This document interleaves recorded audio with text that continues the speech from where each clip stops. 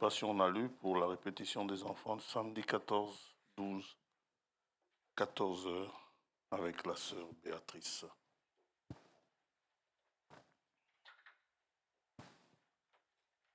Samedi 14, c'est samedi prochain.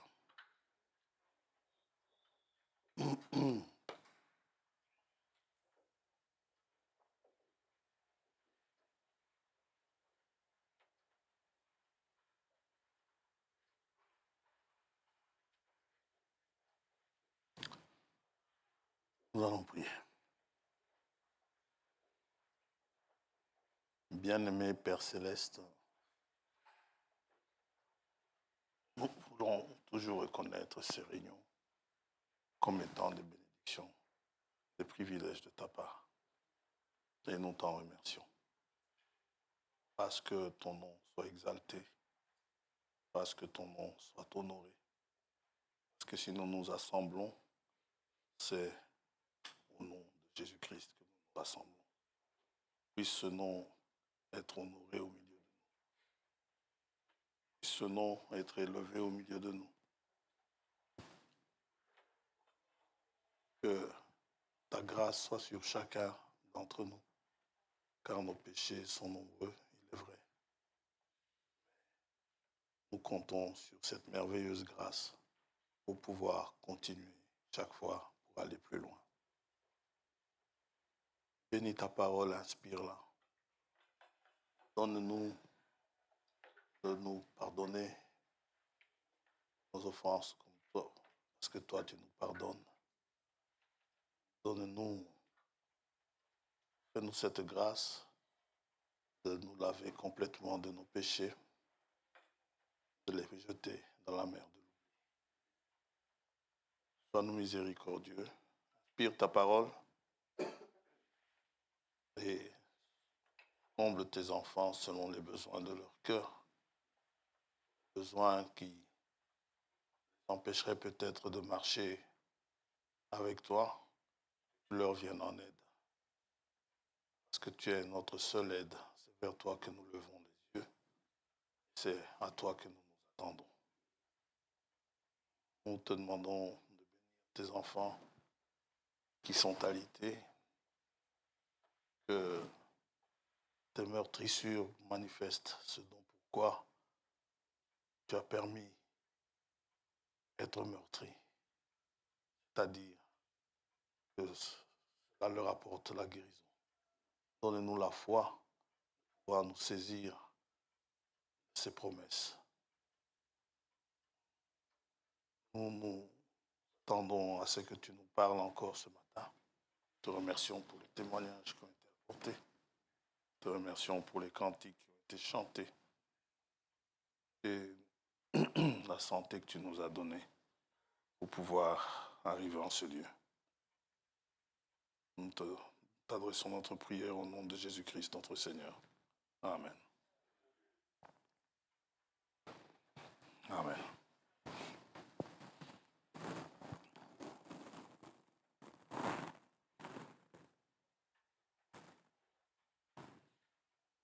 Je remercie la personne qui a laissé le paquet de menthe, de bonbons à la menthe pour ma voix. Sur le bureau, que Dieu la bénisse.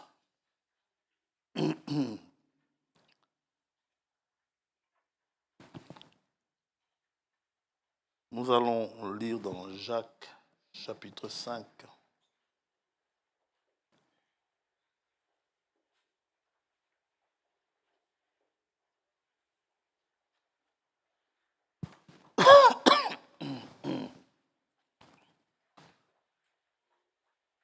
Nos salutations à tous nos bien-aimés qui suivent sur YouTube.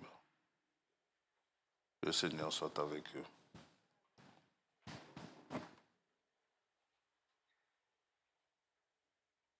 Versets 7 et 8. Soyez donc patients, frères, jusqu'à l'avènement du Seigneur. Voici, le laboureur attend le précieux fruit de la terre, prenant patience à son égard, jusqu'à ce qu'il ait reçu les pluies de la première et de l'arrière-saison. Vous aussi, soyez patients, comme le laboureur. Affermissez vos cœurs, car l'avènement du Seigneur est proche. Amen. Que Dieu bénisse sa parole.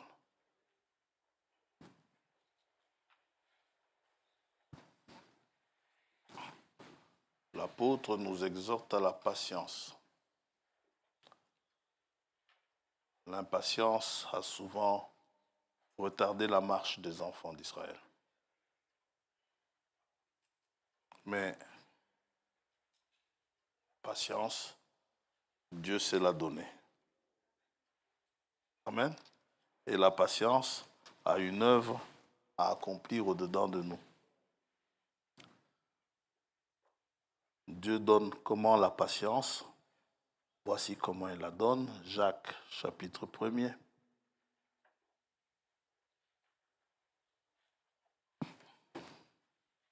Verset 2. Celui qui demande la patience à Dieu, voilà ce qui va arriver. Ça va? Mes frères, regardez comme un sujet de joie complète les diverses épreuves auxquelles vous pouvez être exposés. Donc, si vous avez demandé la patience et que vous êtes éprouvé, ne vous lamentez pas. Regardez cela comme un sujet de joie complète. Amen. Sachant que l'épreuve de votre foi produit la patience. Dites amen à ça.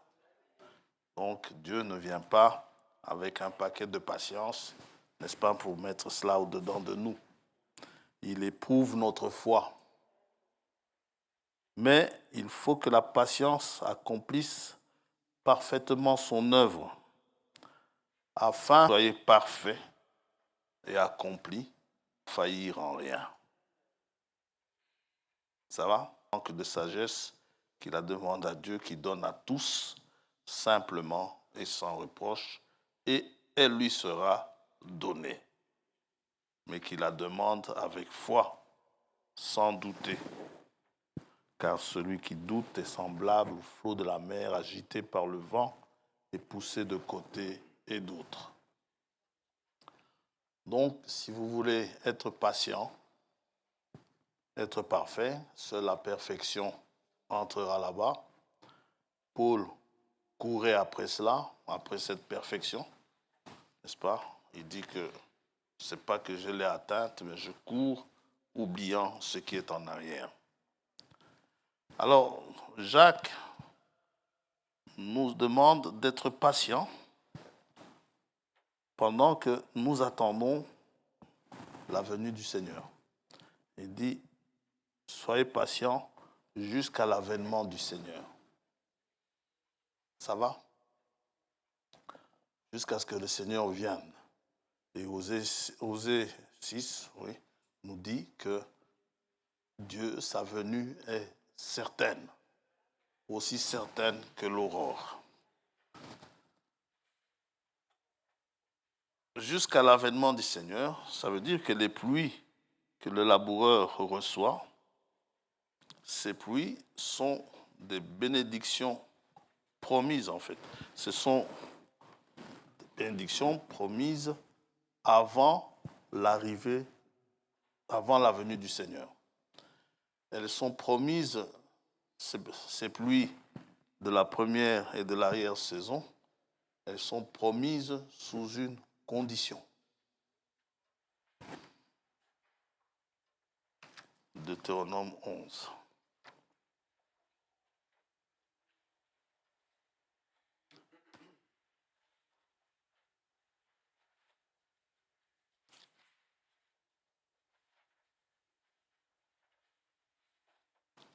Verset 13.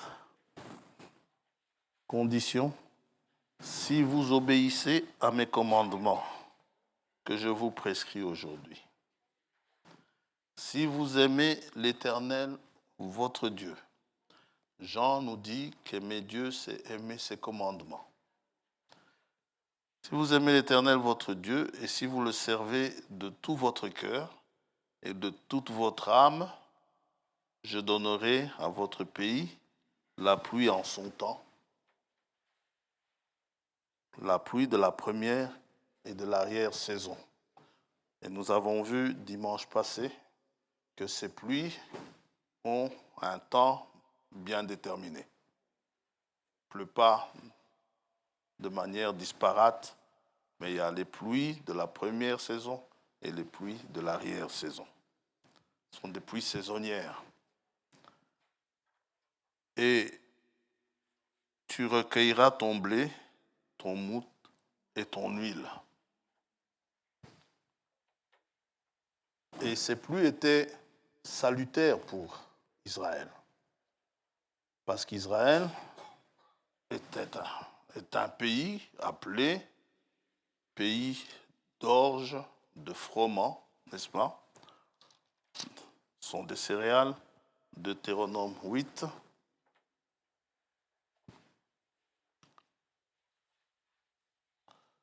Verset 7. Car l'Éternel, ton Dieu, va te faire entrer dans un bon pays, pays de cours d'eau. Amen. Un cours d'eau, c'est meilleur que de l'eau stagnante. Ça va? Pays de cours d'eau, de source, l'eau qui vient des sources, et de lacs. Ces sources jaillissent dans les vallées et dans les montagnes. Donc vous avez ces sources d'eau, soit dans les vallées, même quand vous êtes dans la sombre vallée, soit dans les montagnes. Je veux monter sur la montagne, n'est-ce pas? Même si les cailloux blessent un peu, sachez qu'il y a des sources d'eau là-bas. Pays de froment, d'orge, ce sont des céréales, on peut faire de la farine avec ça. Dans Jean 6, je crois, vous verrez lors de la multiplication des pains, le pain que le jeune homme avait, que Jésus a pris pour distribuer aux gens, c'était un pain d'orge. Ça va? De vigne, de figuier et de grenadier, pays d'olivier et de miel.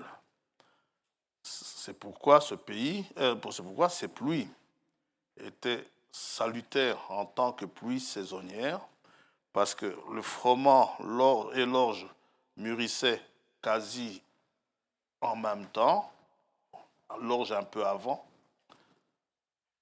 Par contre, les vignes, les figuiers, les grenadiers ou les oliviers, n'est-ce pas, ça mûrissait beaucoup plus tard en automne.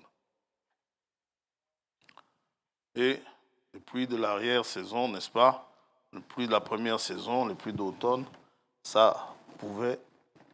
c'était vraiment ce qu'il fallait pour le laboureur. Pays où tu mangeras du pain avec abondance, parce qu'il y a abondance de froment et d'orge, où tu ne manqueras de rien, pays dont les pierres sont du fer et des montagnes duquel tu tailleras les reins. Amen. Lorsque tu mangeras et te rassasieras, tu béniras l'Éternel, ton Dieu, pour le bon pays qu'il t'a donné.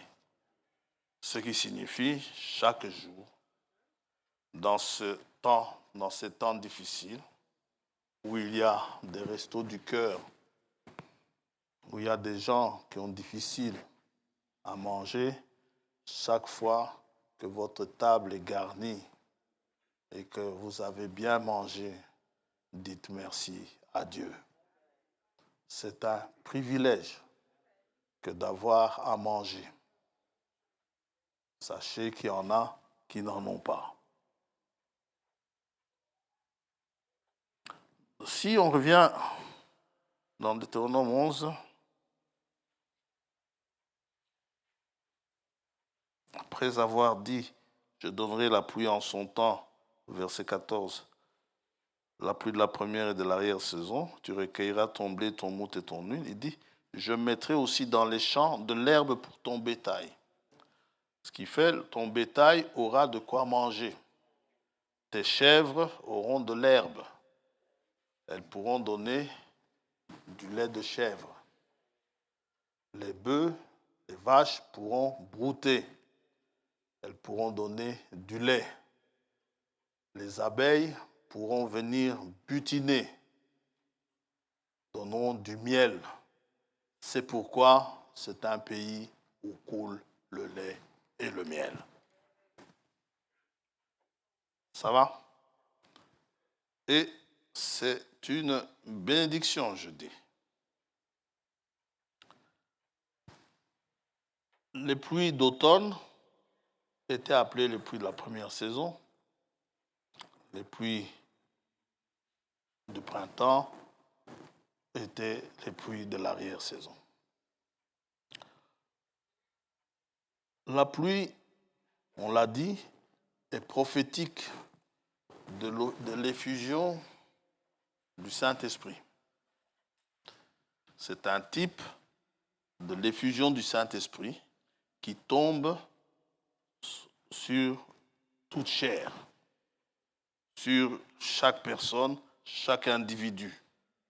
Et ces pluies de première et de l'arrière-saison, selon ce que Jacques dit, disant que ces pluies-là vont tomber en même temps. Donc une double portion de pluie, n'est-ce pas, en même temps. Et tout cela, ce sont des pluies promises avant la venue du Seigneur. C'est une promesse que Dieu a faite. Ça va? Maintenant, on ne va pas s'éterniser là-dessus. Avant d'entrer dans le sujet d'aujourd'hui, lisons encore un peu ce qui concerne la venue du Seigneur. Matthieu 16.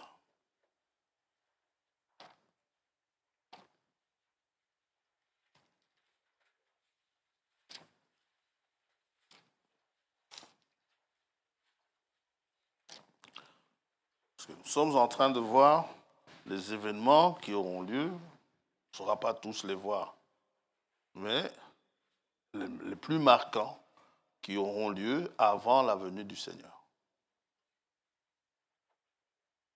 Matthieu 16.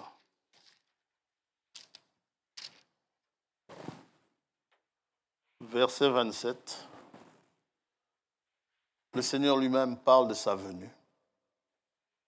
Car le Fils de l'homme doit venir dans la gloire de son Père avec ses anges. Amen. Et alors, il rendra à chacun selon ses œuvres. Je vous le dis en vérité, quelques-uns de ceux qui sont ici, parmi les 12, ne mourront point qui n'aient vu le Fils de l'homme venir dans son règne. Ça va? Maintenant, 6 jours après, verset 17, tout cela est prophétique. Jésus prit avec lui Pierre, Jacques et Jean. La foi, l'espérance et l'amour. Et il les conduisit à l'écart sur une haute montagne. Et il est vu devant eux comme il sera vu lors de sa venue. Il fut transfiguré devant eux, son visage resplendit comme le soleil et ses vêtements devinrent blancs comme la lumière. C'est ainsi qu'il apparaîtra lorsqu'il viendra. Ça va? Alors, les disciples qui avaient eu de bons enseignements, comme vous en avez eu, les disciples étaient bien enseignés sur le fait que, avant que Jésus ne vienne,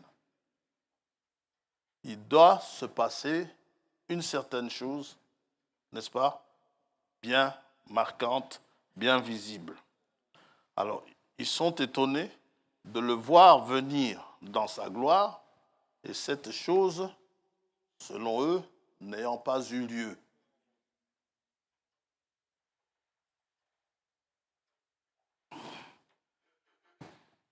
C'est pourquoi ils posent ça les a peut-être un peu troublés, mais à la première occasion, ils lui ont posé la question. Au verset 10, les disciples lui posèrent cette question. Pourquoi donc les scribes disent-ils qu'Élie doit venir premièrement? Parce que ce n'est pas possible que tu viennes sans qu'Élie ne soit venu. Ça va? Il répondit, il est vrai qu'Élie doit venir et rétablir toutes choses. Mais l'Écriture ne peut pas mentir. S'il a été dit qu'Élie devait venir avant que le Seigneur ne vienne, Jésus leur dit, mais Élie est venu. Mais je vous dis qu'Élie est déjà venu et qu'ils ne l'ont pas reconnu. Ça va? Maintenant, ça, il s'agit de sa première venue. La promesse qui a été faite qu'Élie devait venir avant sa venue, n'est-ce pas, concernait aussi sa première venue. Ça concerne également sa deuxième venue. Et ça concerne aussi son retour. Lorsqu'il reviendra en posant ses pieds au jardin des Oliviers.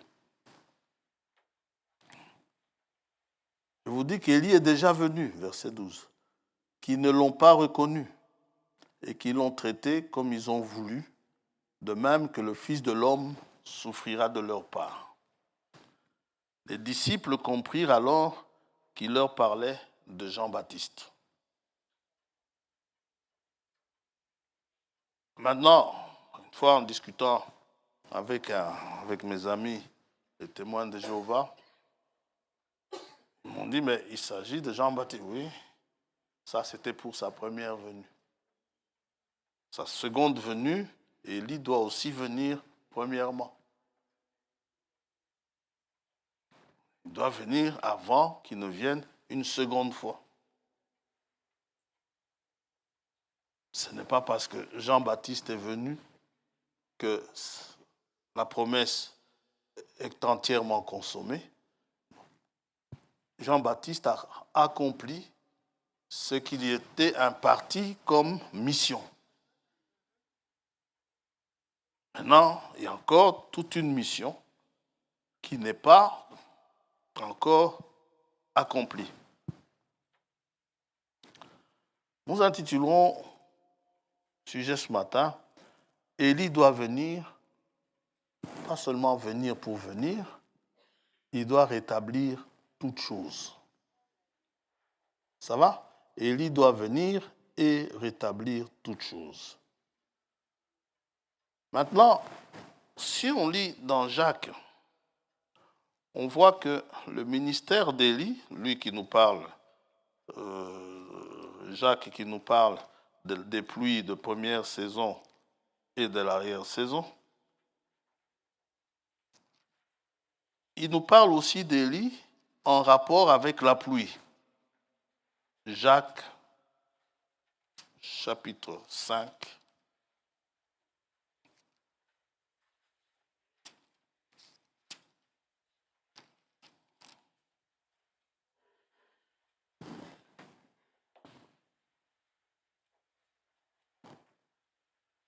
Verset 17. Élie était un homme de la même nature que nous. Il pria avec instance pour qu'il ne pleuve point. Ouf. Et il ne tomba point de pluie sur la terre pendant 3 ans et 6 mois. Puis il pria de nouveau, et le ciel donna de la pluie, et la terre produisit son fruit. Ça va? Dans Actes chapitre 3, Pierre, rempli du Saint-Esprit, mentionne aussi la venue du Seigneur.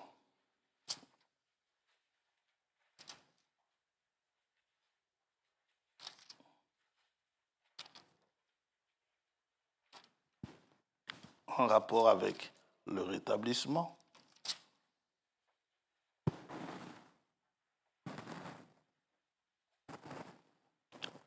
Verset 19. Repentez-vous donc et convertissez-vous pour que vos péchés soient effacés, afin que des temps de rafraîchissement, la pluie rafraîchit l'atmosphère. Lorsqu'il fait trop chaud, on aspire tous à ce qu'il pleuve un peu. Ça nous rafraîchit. Donc, afin que des temps, pour que ces temps de rafraîchissement viennent de la part du Seigneur, nous devons nous repentir, nous convertir, pour que nos péchés soient effacés. Ça va? Si nous nous repentons et nous nous convertissons, eh bien, c'est sûr, dans ces temps spirituellement arides, où on ne voit rien, ces temps stériles, eh bien, nous aspirons à des temps de rafraîchissement. Dieu nous promet cela pour autant que nous nous repentions. Se repentir, ça veut dire, avant l'indépendance, c'est différent d'après l'indépendance. Je ne marche plus, n'est-ce pas, comme je marchais avant ma conversion. Ma situation a changé. Ma façon de marcher a changé. Nous ne faisons pas cette histoire avant l'indépendance, égal avant l'indépendance. Non, non.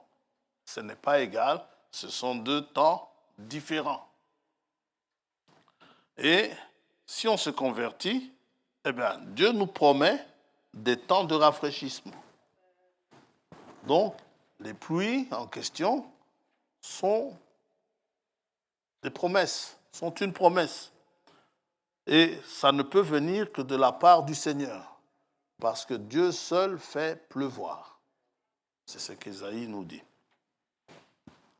Et qu'il envoie celui qui vous a été destiné, Jésus-Christ. Ça va? Que le ciel doit recevoir jusqu'au temps, donc Jésus-Christ doit rester au ciel, jusqu'au temps du rétablissement de toutes choses. Dites amen à ça.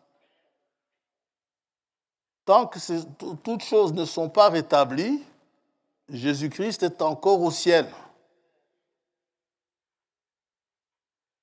Mais quand toutes choses seront rétablies, Jésus-Christ, n'est-ce pas, pourra revenir, dont Dieu a parlé anciennement par la bouche de ses saints prophètes d'autrefois.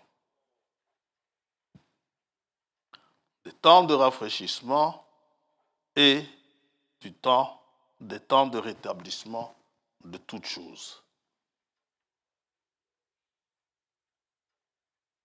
Mais pourquoi Élie cet homme de Dieu a-t-il prié pour qu'il ne pleuve pas, pour que Israël soit maudit?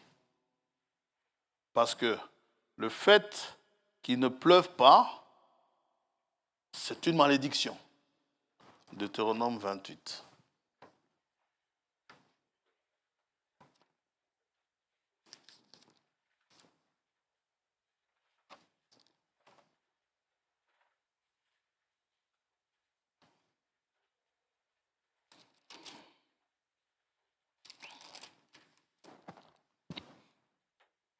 Verset 15. Mais si tu n'obéis point à la voix de l'Éternel ton Dieu,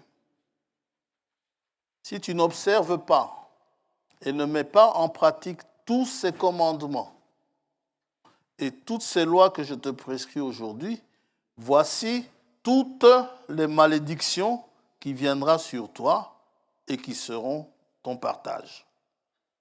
Amen. Parmi les malédictions, verset 23, le ciel sur ta tête sera d'airain, et la terre sous toi sera de fer. L'Éternel enverra pour pluie à ton pays de la poussière et non de l'eau, et de la poudre, il en descendra du ciel sur toi jusqu'à ce que tu sois détruit. C'est une malédiction. Nous savons que pendant l'absence de pluie en Israël, la famine s'y est abattue. N'est-ce pas? Vous connaissez l'histoire d'Élie avec l'offrande de la farine. Pourquoi donc Élie a-t-il prié pour cela? On va lire dans 1 Roi 16.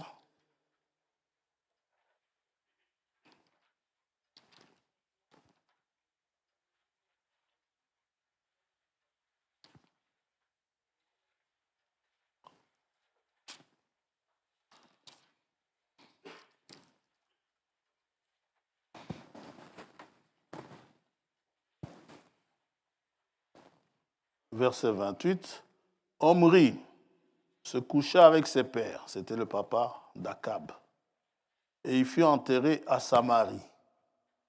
Et Akab, son fils, régna à sa place. Akab, fils d'Omri, régna sur Israël. Quand ça, la 38e année d'Asa, Asa était roi en Juda. Pendant 38 ans, et à sa 38e année, de l'autre côté là-bas, Akab devenait roi en Samarie. Akab, fils d'Omri, régna 22 ans sur Israël à Samarie.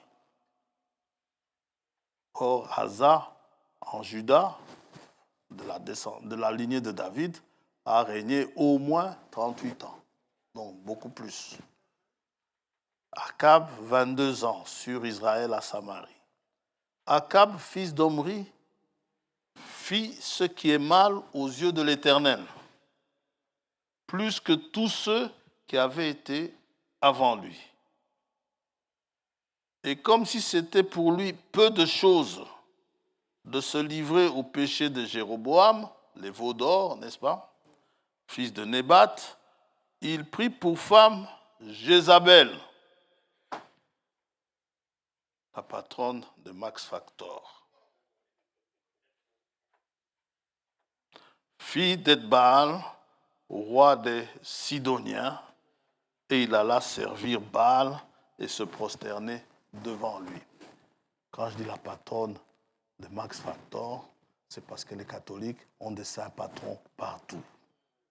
Ils ont un saint patron de la chasse, ils ont un saint patron de la pêche, ils ont un saint patron de beaucoup de choses. Qu'est-ce qu'il a fait? Donc, Jézabel est venue, fille du roi des Sidoniens, Et Akab est allé servir Baal et se prosterner devant lui. Alors, Akab le roi, Dieu fait de lui un roi. Il est évident que les bêtises qu'il va faire sont des exemples pour ses sujets. Ces sujets vont vouloir faire la même chose. Surtout que les Baals, ce sont des dieux très permissifs. Tandis que le Dieu de Moïse est enquiquinant. Avec le Dieu de Moïse, tu ne feras pas ci, tu ne feras pas ça, et tu ne feras pas ci, et tu ne feras pas ça. Tandis que les Baals, c'est quasiment faites ce que vous voulez. C'est très bien ainsi.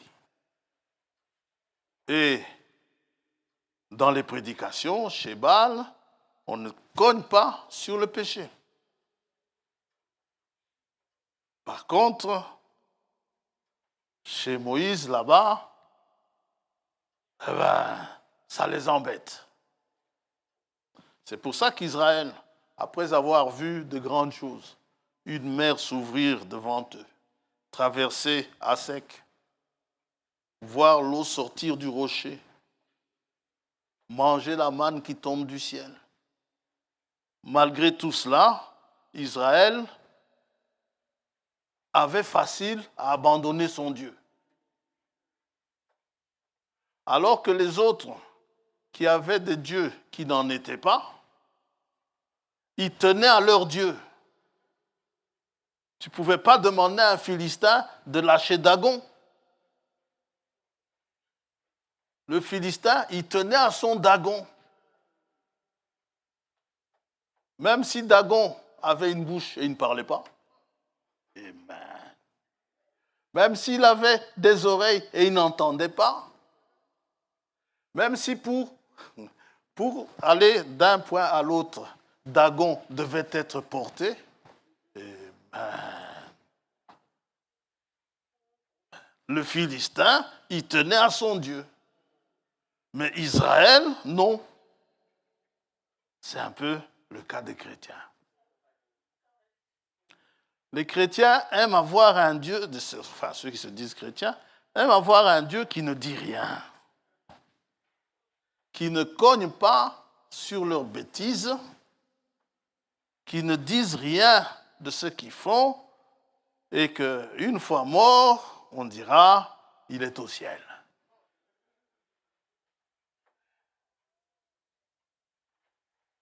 Et s'il n'est pas au ciel, on va faire une messe, n'est-ce pas, de manière à ce que Dieu ait pitié de son âme, n'est-ce pas, et il ira alors, il fera un petit séjour au purgatoire, ensuite il passera enfin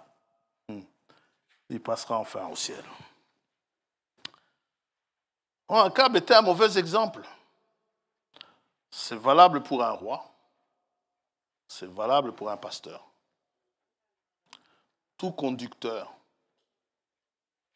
quand un conducteur fait une bêtise, ça a des répercussions immenses. Ça va? Et le conducteur doit faire attention. Ce n'est pas pour rien que quand Paul demande à Tite à établir des anciens, Paul exige que ce soit des gens qui doivent avoir de bons témoignages. S'ils n'ont pas un bon témoignage, s'ils ne savent pas tenir leur maison, eh bien, non. Ils n'ont pas. Ils peuvent être prédicateurs, ce n'est pas ça le problème. Mais être ancien, exercer une responsabilité dans l'assemblée. Maintenant, un prédicateur a tout intérêt à vivre ce qu'il prêche. Quand il n'y arrive pas, qu'il prie. Ils ne sont pas parfaits. ils connaissent leurs faiblesses. Ils doivent prier Dieu, que Dieu les aide, n'est-ce pas, à pouvoir être forts dans leurs faiblesses. Amen. Akab, verset 3, verset 32, pardon. Il éleva un autel à Baal dans la maison de Baal qu'il bâtit à Samarie. Au lieu de bâtir un temple ou une synagogue, lui, il bâtit une maison de Baal. Et il fit une idole d'Astarté. Akab fit plus encore que tous les rois d'Israël qui avaient été avant lui pour hériter l'Éternel, le Dieu d'Israël. Ça va? Et de son temps, Jéricho, n'est-ce pas, va subir... Et l'autre va... Hiel de Bethel va bâtir Jéricho, alors que Jéricho était une ville maudite depuis Josué.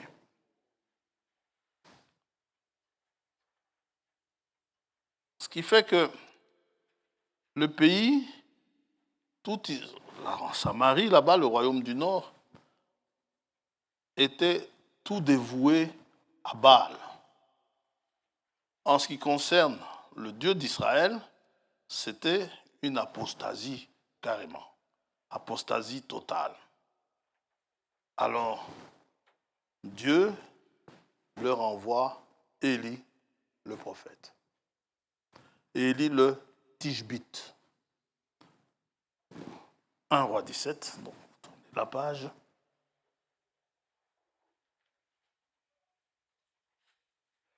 Élie, verset 1er, Élie le Tishbite, l'un des habitants de Galade, dit à Akab, l'Éternel est vivant, le Dieu d'Israël dont je suis le serviteur. Il n'y aura ces années-ci ni rosée, ni pluie, sinon à ma parole. Jugement. Ça va? Plus de Saint-Esprit, plus de pluie. Conséquence, le sol ne produit plus. Et, quoi, nous l'avons dit la semaine passée, la production du sol, la moisson, ça nous parle du salut des âmes. Ce qu'on récolte, ce sont les âmes. La moisson, ou à la récolte majeure en automne. C'est la récolte que Dieu va faire, la récolte des âmes. Ici, Israël ne produisait plus rien, tellement ils étaient en apostasie. Et pour en arriver là, nous, dans le Nouveau Testament, si on oublie un peu Israël, c'est un peu la situation de l'Église. Tout au long des âges, depuis Éphèse, Smyrne, Pergame, Thyatire, Sardes, Philadelphie, Laodicée, dans l'Église, il va se passer des choses. Paul est venu en tant que messager d'Éphèse. Paul est venu avec des ordonnances, un peu, comme on dit toujours, Paul est un peu à l'Église ce que Moïse était à Israël. Paul vient avec les ordonnances, comment tenir les cultes et toutes ces choses. Paul nous en parle. Et Éphèse était bien enseigné. Dieu n'avait qu'un reproche, un petit reproche à faire. Il n'y a pas de petit reproche. Il avait un reproche à faire à Éphèse, n'est-ce pas? Apocalypse chapitre 2. Ça, c'est le premier âge, première église, donc.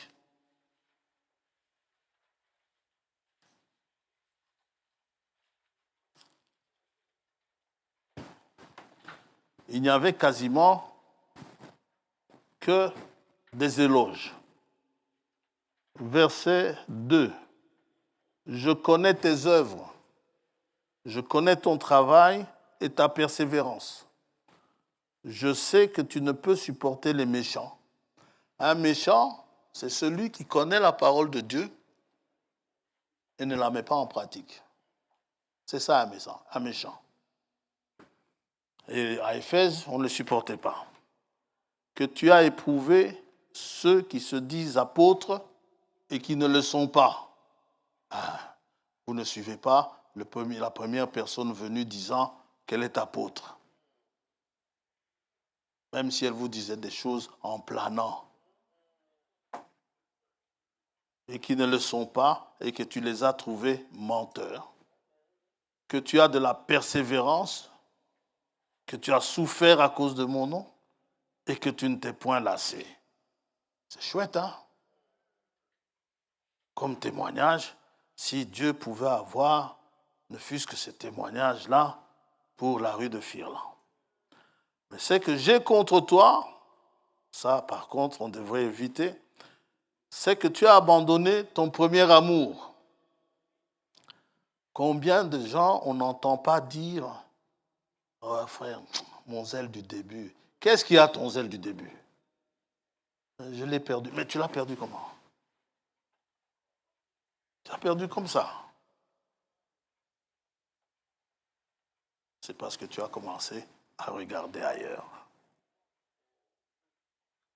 Il y a d'autres choses qui sont venues, qui ont commencé à prendre de l'importance par rapport à Dieu. Ça a tout doucement pris la place de Dieu.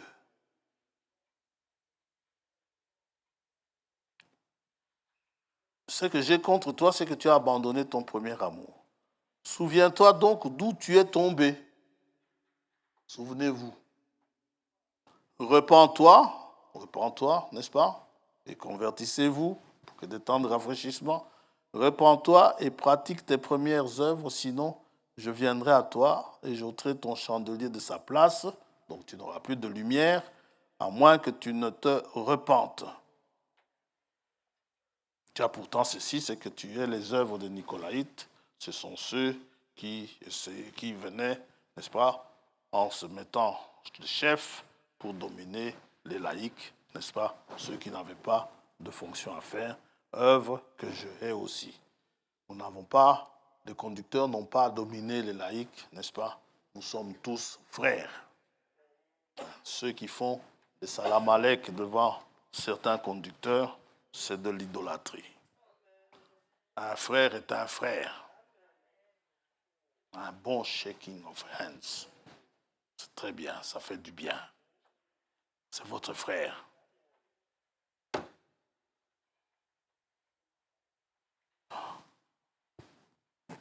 Alors, tout au long des âges de l'Église, il y a eu des couacs. On va juste prendre le cas de Balaam, n'est-ce pas? Balaam a enseigné à l'Église, Apocalypse 2, 14. Jézabel a enseigné à l'Église, n'est-ce pas? Apocalypse 2, 20. Hein? Tu laisses Jézabel, qui se dit prophétesse, enseigner et séduire mes serviteurs pour qu'ils se livrent à la débauche. Et qui mangent des viandes sacrifiées aux idoles. Et ça va aller de pire en pire jusqu'à ce que l'Église soit vidée de sa puissance. Et à Laodicée, on trouve même Jésus-Christ dehors. En dehors de son Église. Ce n'est pas étonnant qu'aujourd'hui, beaucoup de dénominations disent que les temps des miracles sont passés. Pourquoi? Parce qu'il n'y a plus beaucoup de miracles dans les assemblées. Or, dans l'Église primitive, Dieu faisait beaucoup de miracles par les apôtres. On ne voit plus beaucoup, on connaît les actes du Saint-Esprit par les apôtres, n'est-ce pas? Dans les apôtres. eh bien, ces actes-là, c'est devenu de l'histoire. Nous sommes un peu comme impuissants devant tous ces adversaires qui se dressent devant nous, alors qu'il nous a donné la puissance pour marcher, le pouvoir en tout cas, pour marcher sur les serpents et les scorpions et sur toute la puissance de l'ennemi. Tout le pouvoir qui était en lui, il a déversé dans l'Église. Et ce pouvoir, où est-il aujourd'hui? Ouais. Et c'est pourquoi Dieu veut rétablir l'Église. Avant que Jésus-Christ ne vienne, l'Église doit revenir à son état premier. Et cela, c'est le rétablissement. Pour cela, il faut, bien sûr, un ministère de rétablissement. Et comme nous l'avons lu tout à l'heure, celui qui a cette mission-là, c'est Élie. Élie, le prophète. Et nous avons cette promesse dans Malachie 4.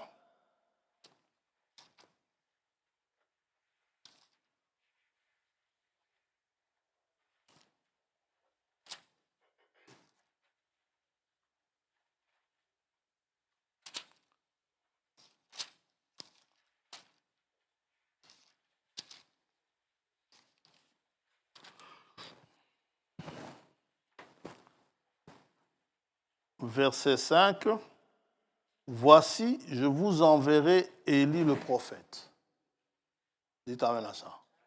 C'est une promesse. Avant que le jour de l'Éternel arrive, ce jour grand et redoutable. C'est une promesse qui nous appartient. Maintenant, quand nous regardons de manière plus approfondie dans la Bible, nous voyons que nous avons droit, l'humanité a droit, à l'action de l'esprit d'Élie 5 fois. Élie le Tishbite, roi 17, son successeur Élisée, avec la double portion. On en a 2 dans Malachie 4, 5 et 6, on va y arriver, ça fait 4. Ça va? Et on en a un dans Apocalypse 11.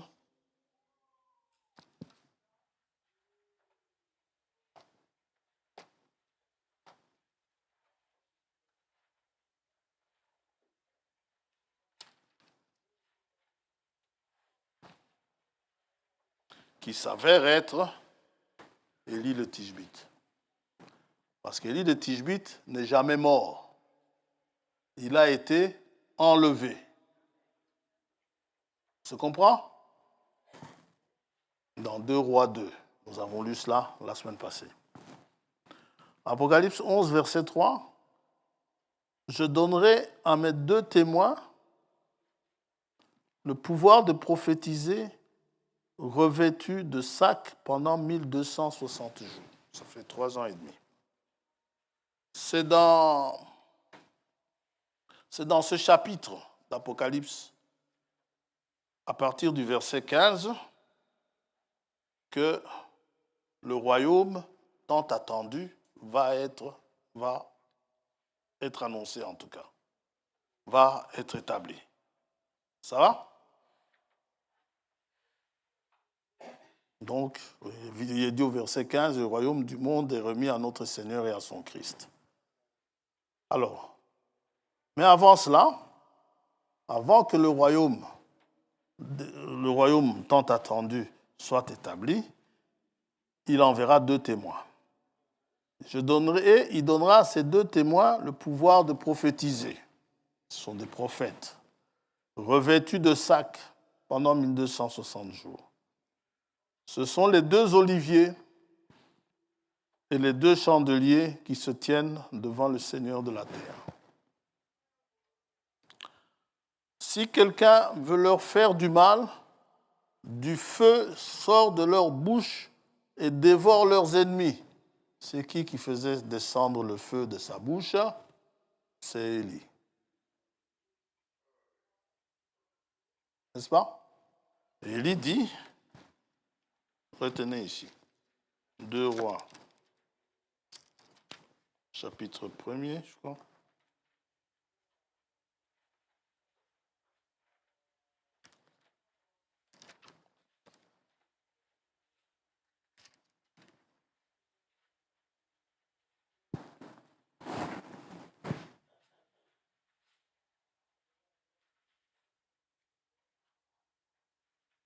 Moab se révolta contre Israël après la mort d'Akab. Israël dominait Moab, ce qui fait Moab payer un tribut à Israël. Or, Akazia tomba par le treillis de sa chambre haute à Samarie et il en fut malade. Certainement, il a attrapé le tétanos. Il fit partir des messagers et leur dit, allez consulter Baal-Zéboub, dieu d'Écron, pour savoir si je guérirai de cette maladie. Mais l'ange de l'Éternel dit à Élie, le Tishbite, lève-toi, monte à la rencontre des messagers du roi de Samarie et dis-leur, est-ce parce qu'il n'y a point de Dieu en Israël que vous allez consulter Baal-Zéboub, dieu d'Écron? C'est pourquoi ainsi parle l'Éternel. Tu ne descendras pas du lit sur lequel tu es monté, car tu mourras. Et Élie s'en alla. Les messagers retournèrent auprès d'Akazia et il leur dit, pourquoi revenez-vous? Ils lui répondirent, un homme est monté à notre rencontre et nous a dit, allez retourner vers le roi qui vous a envoyé et dites-lui ainsi par l'Éternel, est-ce parce qu'il n'y a point de Dieu en Israël que tu envoies consulter Baal-Zéboub, Dieu d'Écron? C'est pourquoi tu ne descendras pas du lit sur lequel tu es monté, car tu mourras. Akazia leur dit, quel air avait l'homme qui est monté à votre rencontre et qui vous a dit ces paroles? Il lui répondit, c'était un homme vêtu de poils et ayant une ceinture de cuir autour des reins, un homme bizarre. Et Akazia dit, c'est Élie le Tishbite. Il le connaissait. Il envoya vers lui un chef de 50 hommes pour aller saisir un homme non armé. Il envoya vers lui un chef de 50 avec ses 50 hommes, donc 51 hommes. Ce chef monta auprès d'Élie qui était assis sur le sommet de la montagne et lui dit, comme ils étaient 51, il se dit, c'est facile, allez, descends. Élie, il lui dit, homme de Dieu, le roi a dit, descends. Élie répondit au chef de 50, si je suis un homme de Dieu, que le feu descende du ciel et te consume. Toi et tes 50 hommes. Et le feu descendit du ciel et le consuma, lui et ses 50 hommes. Ça va se répéter encore une fois. Le troisième chef de 50 sera plus malin. Ça va? Donc, c'est quelqu'un qui peut faire sortir le feu par sa bouche et dévore leurs ennemis. Et si quelqu'un veut leur faire du mal, il faut qu'il soit tué de cette manière. Ils ont le pouvoir de fermer le ciel. C'est toujours Élie. Afin qu'il ne tombe point de pluie pendant les jours de leur prophétie. Et ils ont le pouvoir de changer les eaux en sang. Qui change les eaux en sang? C'est Moïse. Et de frapper la terre de toute espèce de plaie chaque fois qu'ils le voudront. Ça va? Donc, dans Apocalypse 11, nous voyons encore Élie, à l'esprit d'Élie agir.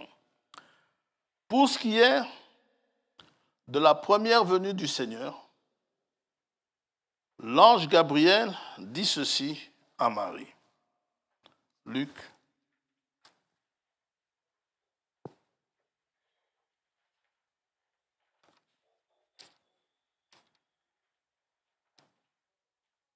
Plutôt à Zacharie, pas à Marie. Luc, chapitre 1er.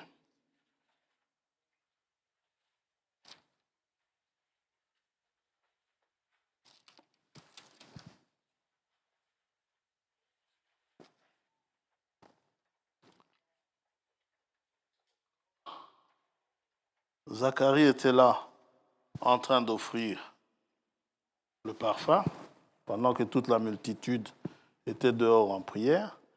Verset 11, « Alors un ange du Seigneur apparut à Zacharie et se tint debout à droite de l'autel des parfums. Zacharie fut troublé en le voyant, et la frayeur s'empara de lui. Mais l'ange lui dit, « Ne crains point, Zacharie, car ta prière a été exaucée.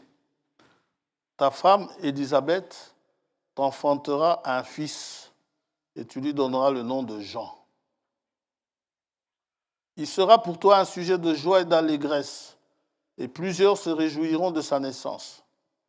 Car il sera grand devant le Seigneur, il ne boira ni vin, ni liqueur enivrante.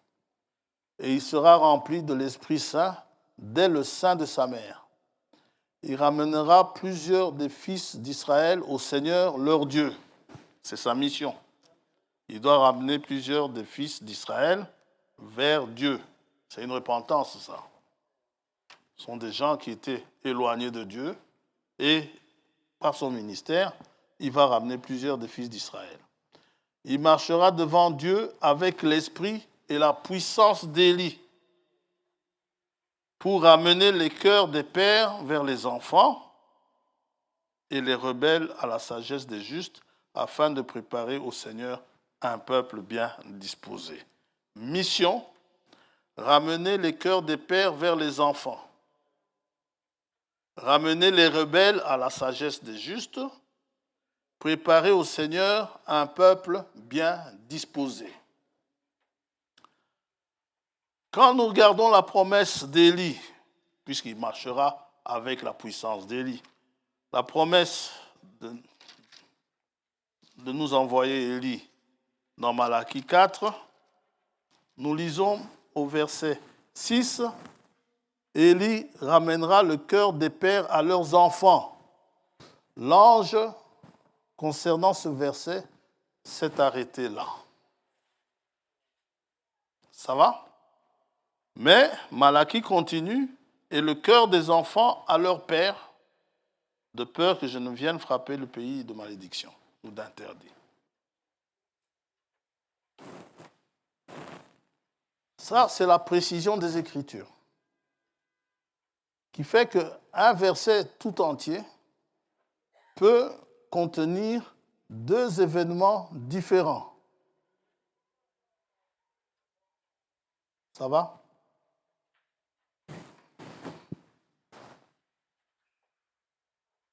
Alors, dans Luc 1er, verset 17, dont nous avons lu cela, l'ange s'arrête là.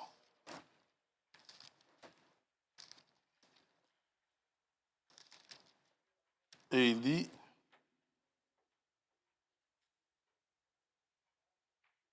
il marchera devant Dieu avec l'esprit et la puissance d'Élie pour amener le cœur des pères vers les enfants. C'est exactement la première partie du verset 6. Et Jean-Baptiste sera donc amené à accomplir cette mission.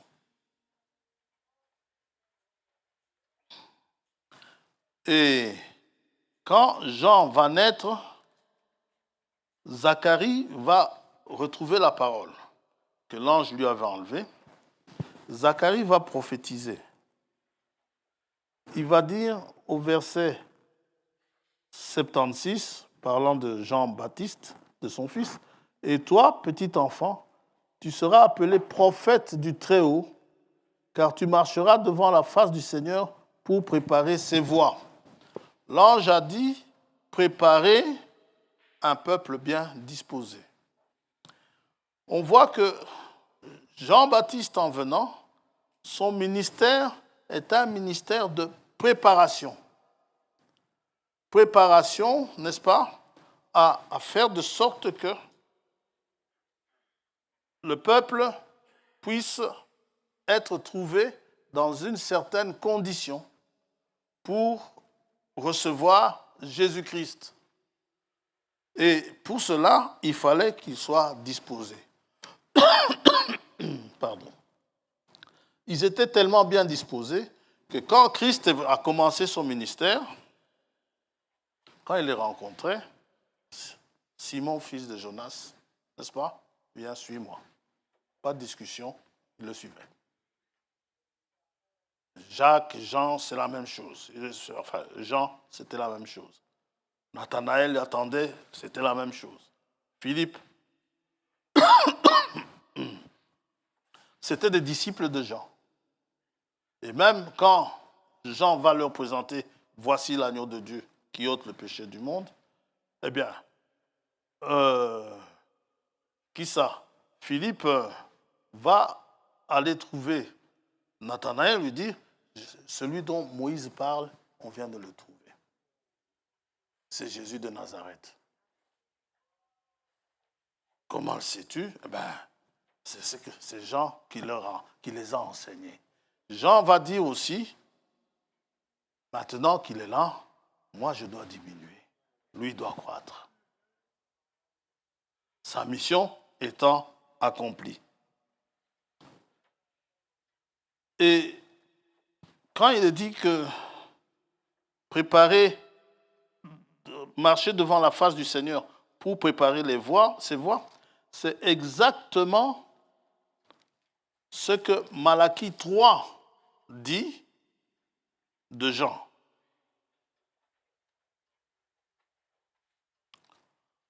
Malachie 3.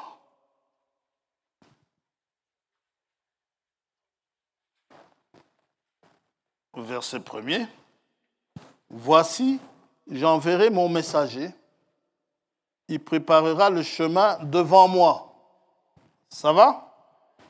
Et soudain entrera dans son temple, le Seigneur, et vous cherchez. Mais il préparera le chemin devant moi. C'est un ministère de préparation. Et le Seigneur confirme dans Matthieu 11.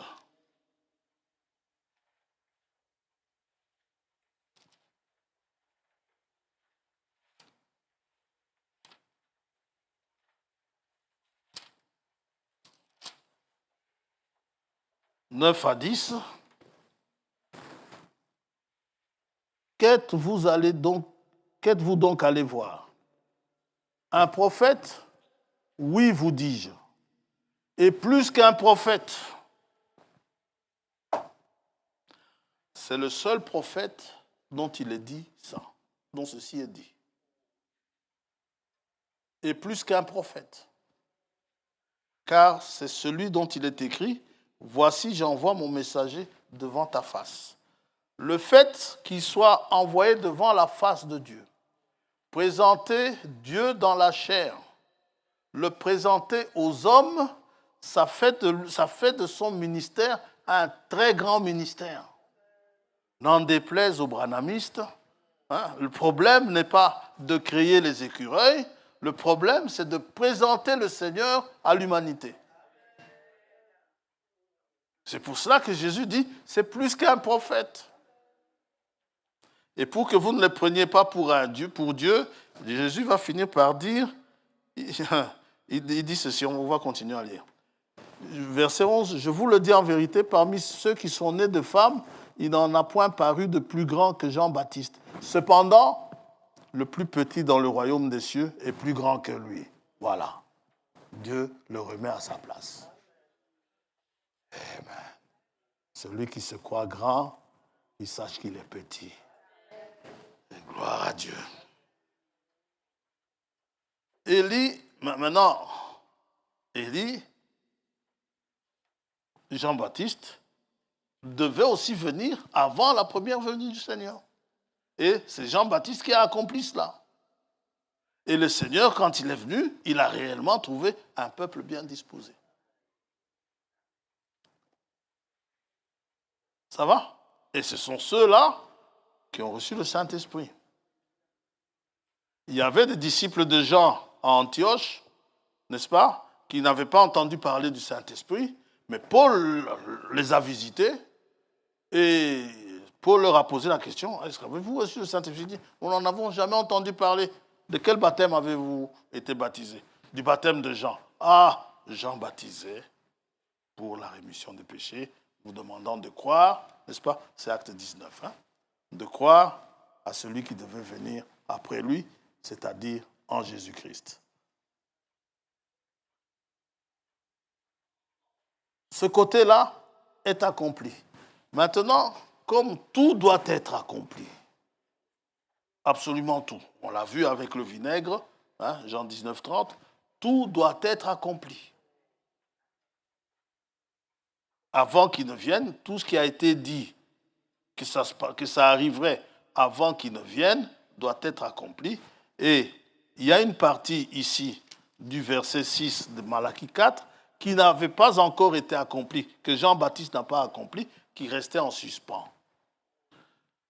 C'est la partie « Et le cœur des enfants à leur père, de peur que je vienne frapper le pays de malédiction. » Maintenant, cette partie-là, des cœurs des enfants au père, les pères des apôtres, les pères apostoliques, le cœur des enfants, vous et moi, n'est-ce pas? Nos cœurs doivent être ramenés à eux.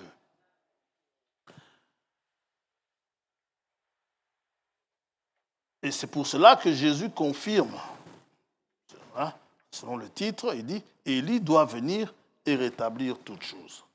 Entre-temps, nous venons de voir, Jézabel, Balaam et tous ces gens, les Nicolaïtes, ont mis du désordre dans l'Église, ce qui fait que beaucoup de choses ont été abandonnées, ont été perverties, ont été changées. Par exemple, le baptême biblique.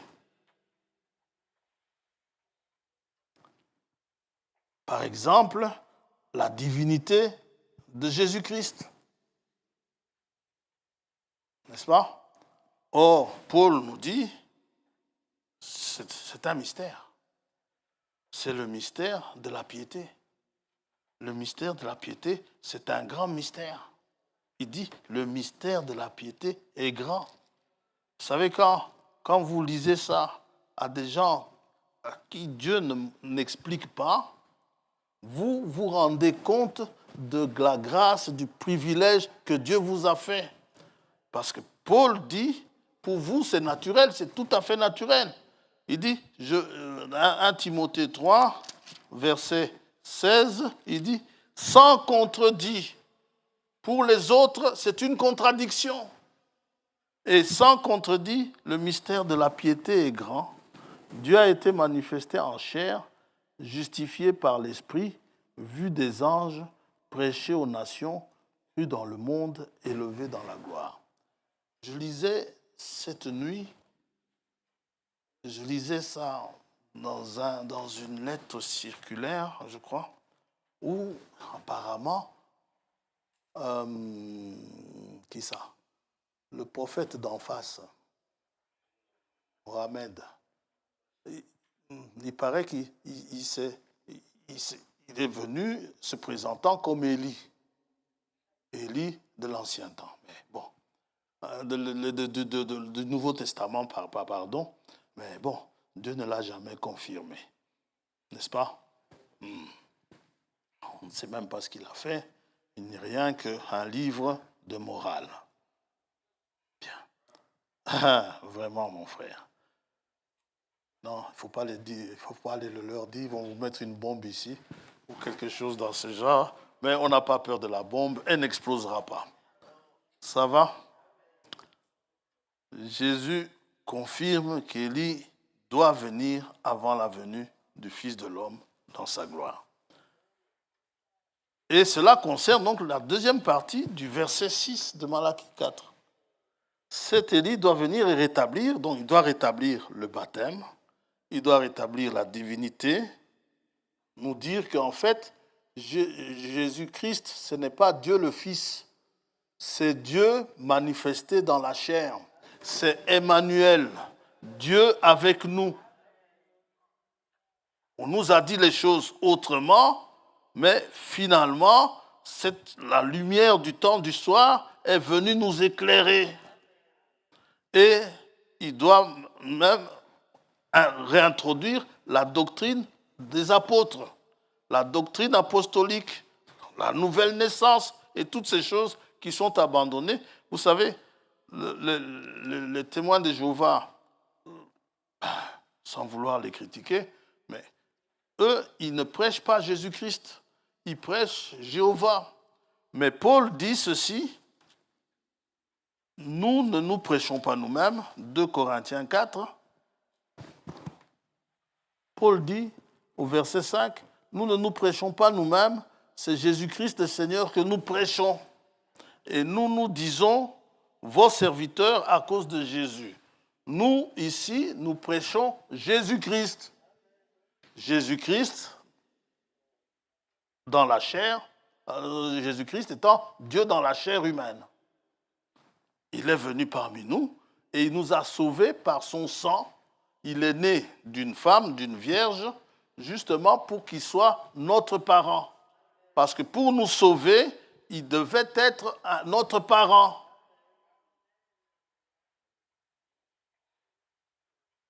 Élie le Tishbite, lui aussi avait un ministère de rétablissement.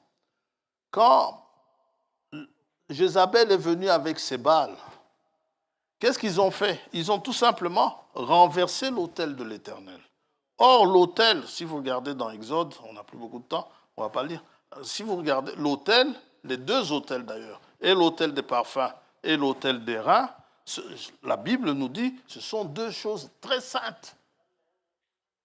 Mais, du temps d'Akab, ils se sont permis de renverser ça. Alors, Élie, avant qu'il ne prie pour qu'il y ait la pluie, Élie a d'abord commencé par rétablir l'autel. 1 Roi 18.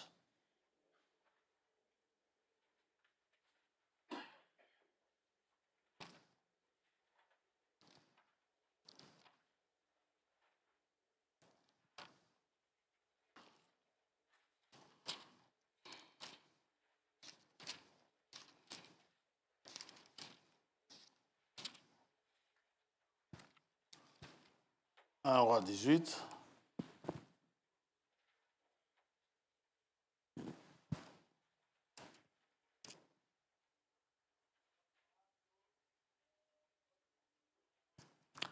Et comme l'autel avait été renversé, c'était un peuple mélangé, qui mélangeait aussi ses croyances.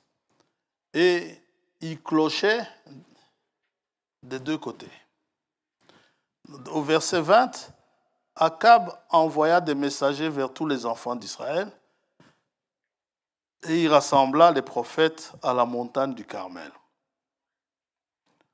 Alors Élie s'approcha de tout le peuple et dit, « Jusqu'à quand boiterez-vous des deux côtés? Si l'Éternel est Dieu, allez après lui. Si c'est Jésus-Christ qui est Dieu, allez après lui. Si c'est Baal, allez après lui. » Le peuple ne lui répondit rien. Oui, il n'était pas très certain. Est-ce que les dieux de Jézabel sont réels, sont des vrais dieux, ou bien le Dieu d'Élie est-il le vrai Dieu? Et Élie dit au peuple, « Je suis resté seul des prophètes de l'Éternel. Et Jézabel me bat dans le nombre. Il y a 450 prophètes de Baal.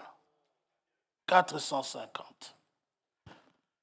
Alors, que l'on nous donne 2 taureaux, qu'ils choisissent pour eux l'un des taureaux, qu'ils le coupent par morceaux et qu'ils le placent sur le bois sans y mettre le feu. Pas question d'utiliser des allumettes. Et moi, ni même de chalumeau. Et moi, je préparerai l'autre taureau et je le placerai sur le bois sans y mettre le feu. Puis, invoquez le nom de votre Dieu, et moi, j'invoquerai le nom de l'Éternel. Le Dieu qui répondra par le feu, c'est celui-là qui sera Dieu. Et tout le peuple répondit en disant, ça c'est parlé. C'est bien. Donc, Élie a comme mission de nous amener le vrai Dieu. Le Dieu qui, lorsque nous savons qu'il est là, nous ne paniquons pas devant n'importe quelle situation. Ce Dieu-là, le Dieu d'Élie, il résout tous les problèmes.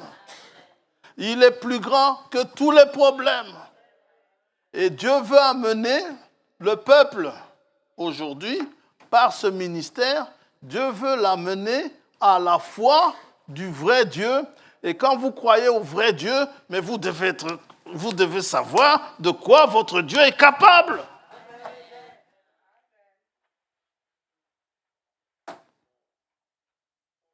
Si vous ne savez pas, si vous avez des doutes au-dedans de vous, souvent nous n'avouons pas nos doutes, mais croire comme eux ils ont cru, vous savez, se mettre à la place de David. Quand il dit, ce Philistin, il en sera comme de l'ours et du lion. Quand le lion l'a attaqué, David n'a pas fui. David a pris, j'essaie d'imaginer ça. David gringalet qu'il est, un lion qui vous pèse dans les 250-300 kilos, avec des mâchoires, avec des forces phénoménales. Mais David allait droit sur le lion, le saisir de sa main et le déchirer. Il faut avoir la foi. Ne vous vantez pas. Si vous savez que vous allez fuir, ne vous vantez pas. Mais priez Dieu disant, Seigneur, donne-moi la foi de David. Et pourtant, David était un homme de la même nature que moi. Pécheur comme moi. Parfois, je trouve même qu'il a fait pire que moi. Mais David avait cette foi. Samson aussi. C'est Dieu qui lui a donné cela. Amen. La foi vient de ce qu'on entend. Ce ministère d'Élie parmi nous est un ministère glorieux. Ça vous rend différent des autres croyants. Parce qu'Élie va venir, il va vous dire, il est le même. Hier, aujourd'hui et pour toujours. Il n'a pas changé. Tel qu'il faisait dans le temps passé, il le fait aujourd'hui. Au verset 30, nous savons ce qui va se passer avec les prophètes de Baal. Ils vont prendre leur taureau, ils vont invoquer leur Dieu. Baal, réponds-nous, verset 26. Mais il n'y eut ni voix ni réponse, et ils sautaient devant l'autel qu'ils avaient fait. Vous voyez, tout le monde peut sauter. Quand quelqu'un saute à l'assemblée, cela n'est pas une preuve de foi. Dites amen à ça.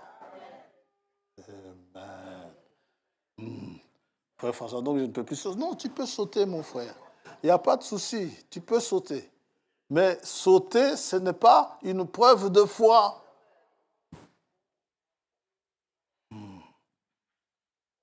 Et ils sautaient devant l'autel qu'ils avaient fait. Et eux, ils pouvaient aussi dire qu'ils avaient la foi. À midi, Élie se moqua d'eux. Il dit, criez à haute voix, puisqu'il est Dieu, il pense à quelque chose, ou il est occupé, ou il est en voyage. Peut-être qu'il dort et il se réveillera. Et ils crièrent à haute voix. Tous ces gens qui pensent que pour chasser les démons, il faut toujours hurler. Non. Jésus ne hurlait pas. Ils se mettent à prier, ils se mettent à hurler. Je ne vous demande pas de ne pas hurler, mais ce n'est pas ça qui fait que votre prière arrive. Tout dépend de l'état de votre cœur au moment où vous priez. Et comment est-ce que vous êtes disposé devant Dieu. Et ils crièrent à haute voix. Et ils se firent selon leur coutume, oh là là, des incisions avec des épées et avec des lances jusqu'à ce que le sang coule sur eux. Lorsque midi fut passé, ils prophétisèrent jusqu'au moment de la présentation de l'offrande, mais il n'y eut ni voix, ni réponse, ni signe d'attention. Fatigué, après avoir crié, hurlé toute la journée. Fatigué. Bien. Élie dit alors à tout le peuple, approchez-vous de moi. Tout le peuple s'approcha de lui et Élie rétablit l'autel de l'Éternel. Avant de prier, il rétablit l'autel. Que tout soit correctement la manière dont tout soit correctement mis de la manière que Dieu a demandé. Exactement quand Dieu est descendu dans la tente d'assignation, lorsque Moïse, dans la tente, dans le tabernacle, lorsque Moïse a construit le tabernacle, il a fallu que Moïse fasse les choses exactement comme l'Éternel le lui avait commandé. Tout Moïse qui s'appelait, il devait faire exactement, et la Bible répète chaque fois, et il fit exactement ce que l'Éternel lui avait commandé de faire. Et il fit ainsi. Noé aussi, quand il a construit l'arche. Pour que l'arche tienne, il fallait qu'il suive les instructions de Dieu. Et Élie est venu, il a rétabli les choses exactement comme Dieu voulait que cela soit, pour que la prière monte. On se comprend bien? Pour que nos prières montent, il faut que tout soit bien rétabli. Exactement comme Dieu a dit, veut que cela soit, comme Dieu veut que cela soit. Alors nos prières vont monter et Dieu va descendre au milieu de nous. Et vous verrez vos maladies courir, détaler. Vous verrez vos infirmités s'en aller. Dieu, en cet âge, par le ministère d'Élie, il a guéri des aveugles. Il a donné la vie aux aveugles. Il a redonné la vie à des morts pour nous montrer qu'il était Dieu. Il rétablit l'autel de l'Éternel qui avait été renversé. Alors, il va le faire. Au verset 36, il va prier. On va mouiller le sacrifice, remplissez d'eau 4 cruches et ainsi de suite. Verset 36, au moment de la présentation de l'offrande, Élie le prophète s'avança et dit, Éternel, Dieu d'Abraham, d'Isaac et d'Israël, que l'on sache aujourd'hui que tu es Dieu en Israël, oui, que je suis ton serviteur et que j'ai fait toutes ces choses par ta parole. Il ne l'a pas fait de son mind, il l'a fait par la parole de Dieu. Réponds-moi, Éternel, réponds-moi afin que ce peuple reconnaisse que c'est toi, Éternel, qui es Dieu et que c'est toi qui ramènes leur cœur. C'est pas Élie, le prophète, qui ramène mon cœur vers les pères apostoliques, c'est Dieu qui le fait. C'est Dieu qui me ramène à cet âge-là, entre guillemets, selon les apôtres, ayant la foi qu'avaient les apôtres. Cette foi qui fait que vous passez par la porte appelée la belle, n'est-ce pas? Vous dites, je n'ai ni argent ni or, mais ce que j'ai, je te le donne. Savoir quelle est la puissance qu'il y a dans le nom de Jésus-Christ.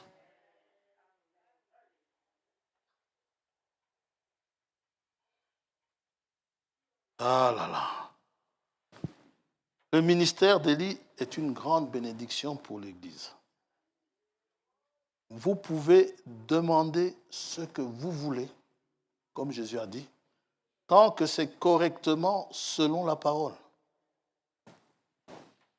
Demandez à Élisée. Élisée a bénéficié de ce ministère. Vous êtes endetté. Si vous êtes endetté, Dieu résout le problème des dettes. 2 Rois 4.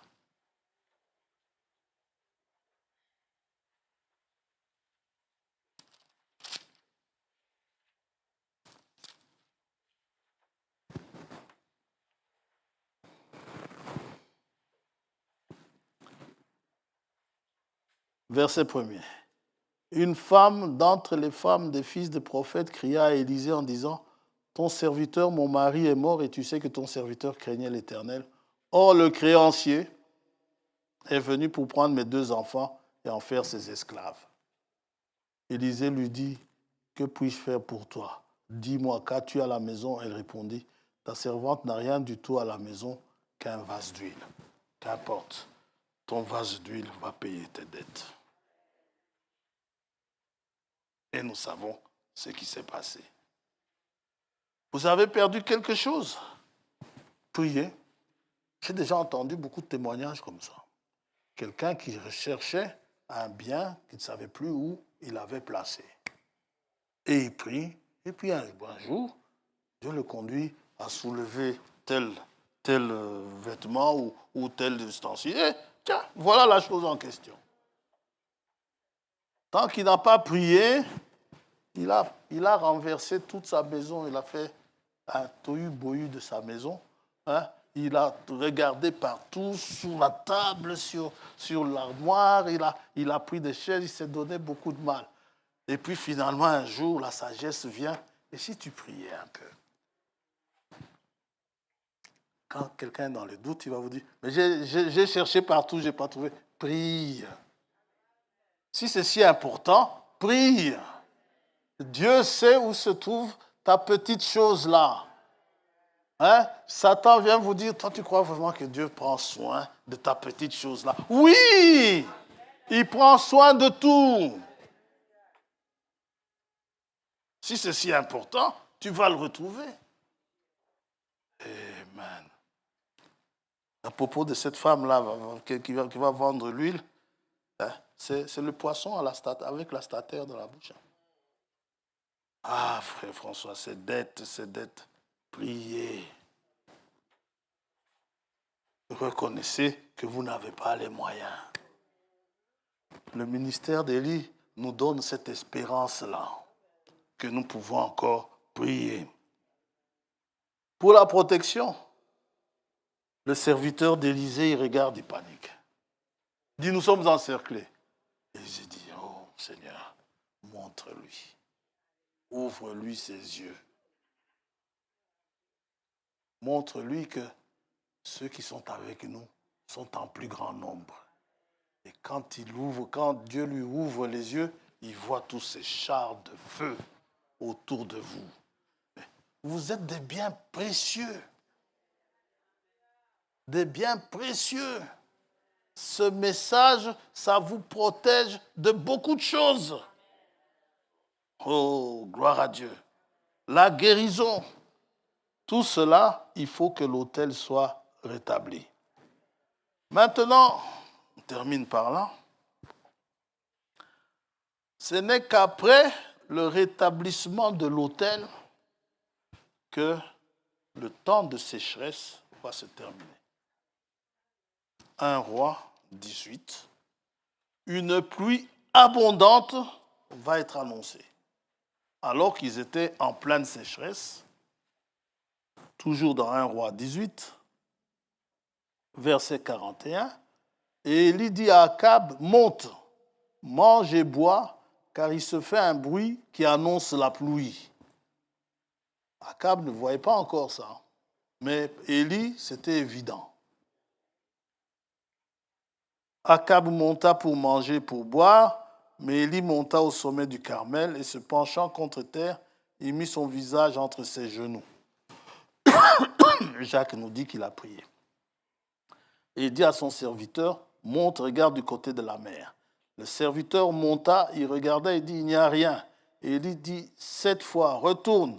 À la 7e fois, il dit, voici, il y a quand même un petit nuage qui s'élève de la mer et qui est comme la paume de la main d'un homme. Élie dit, monte et dit à Akab, attelle et descend, afin que la pluie ne t'arrête pas. En peu de temps, le ciel s'obscurcit par les nuages, le vent s'établit et il y eut une forte pluie. Akab monta sur son char et partit pour Jezreel.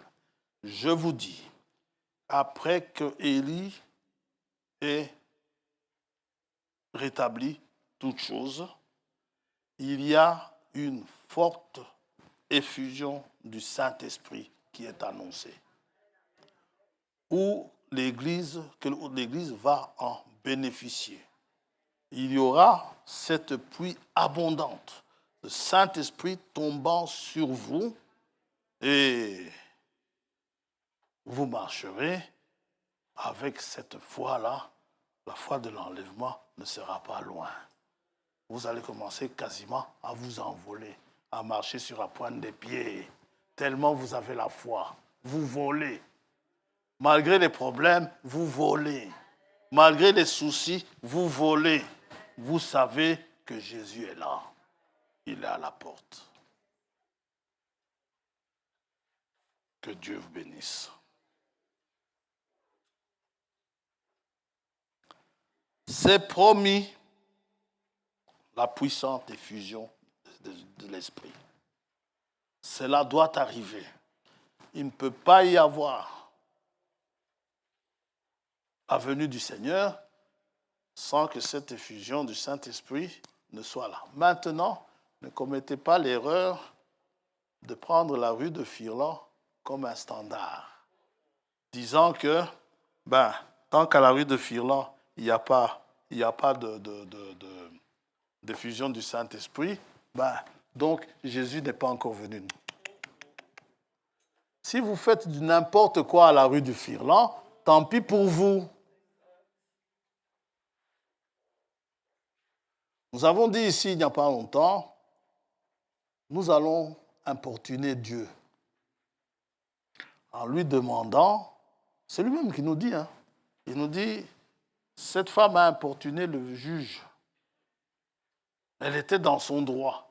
Nous sommes dans notre droit, dans la mesure où Dieu nous a promis le Saint-Esprit. Alors, qu'il le répande parmi nous. Mais c'est que Satan va faire. Il va tout faire pour vous faire dévier de manière à ce que l'Assemblée n'en bénéficie pas. Soyez vigilants.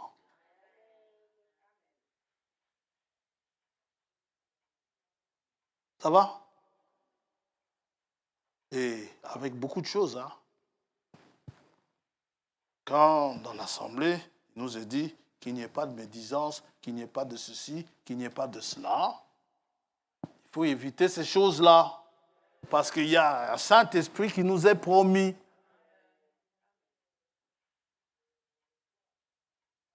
Qu'il n'y ait pas de débauche, il y a un Saint-Esprit qui nous est promis.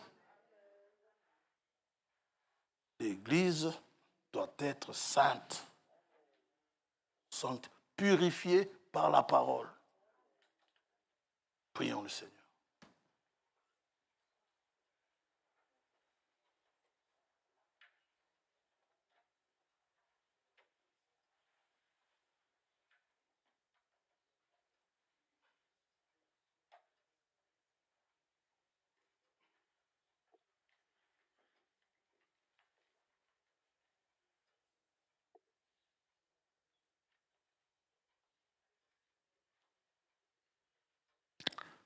Père céleste,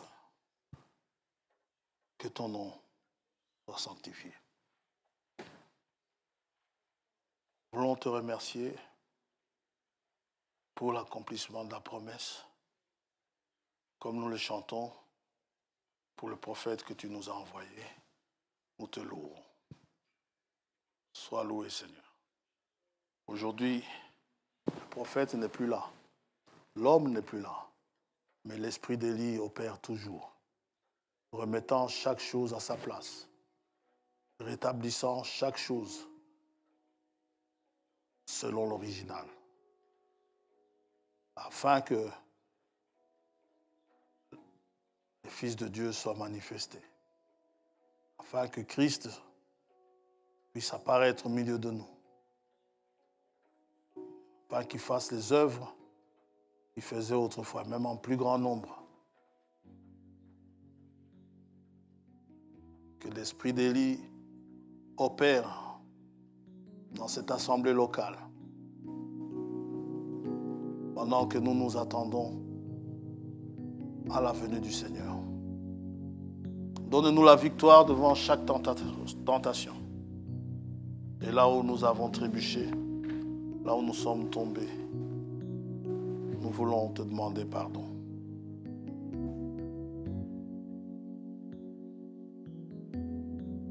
Là où nous avons perdu la bataille, une bataille, relève-nous, Seigneur.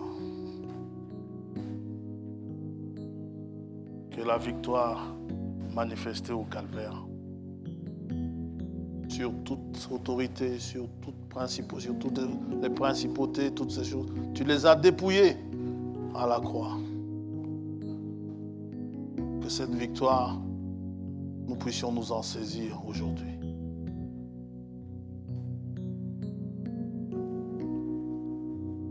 Sur les maladies, sur les infirmités, sur les effets de l'âge, que nous puissions toujours trouver la force de te servir depuis le plus petit jusqu'au plus vieux.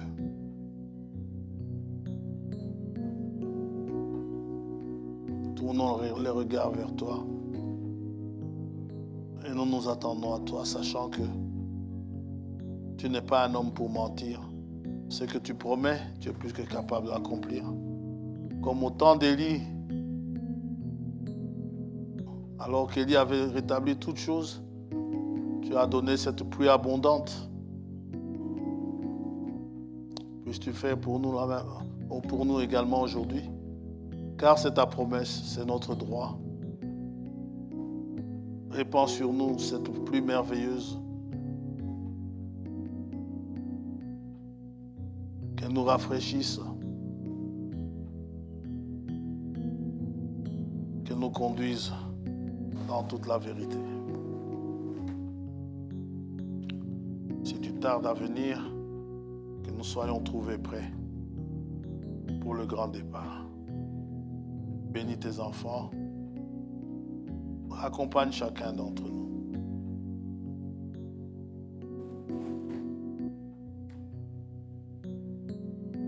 Nous nous en remettons à toi. Au nom merveilleux et tout suffisant de Jésus-Christ, notre Seigneur et Sauveur. Nous t'avons prié. Amen.